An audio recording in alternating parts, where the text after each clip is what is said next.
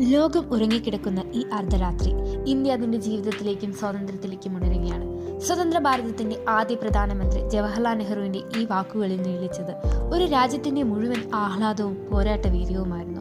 British ഭരണത്തിന്റെ അടിച്ചമർത്തലിന്റെ ചങ്ങലകൾ പൊട്ടിച്ച് 1947 August 15 രാജ്യം പുതിയ അധ്യായമാണ് കുറിച്ചത്. ഈ ചരിത്രപരമായ സന്ദർഭത്തെ അടയാളപ്പെടുത്തിയാണ് ഇത്തവണ നാം 79ാം സ്വാതന്ത്ര്യദിനം ആഘോഷിക്കുന്നത്.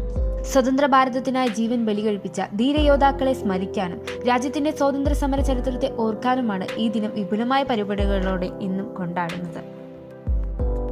പ്രാണനേക്കാൾ വലുത് ജനിച്ച നാടും സ്വന്തം മണ്ണുമാണെന്ന് അഭിമാനത്തോടെയും ചങ്കൂറ്റത്തോടെയും ഉറക്കെ വിളിച്ചു പറയുകയും അധിനിവേശനത്തിനെതിരെ പോരാടുകയും ചെയ്ത ഒരു തലമുറ നമുക്കുണ്ടായിരുന്നു. ഇരുളിൽ നിന്ന് പ്രകാശനമായ ആകാശവും ഭൂമിയും ഭാരതീയം നേടിത്തന്ന നമ്മുടെ പൂർവികരെ ഓർക്കാതെയും അവരുടെയും ഓർമ്മകൾക്ക് മുന്നിൽ ശിരസ് നമിക്കാതെയും ഒരു സ്വാതന്ത്ര്യ ദിനവും പൂർണ്ണമാകില്ല.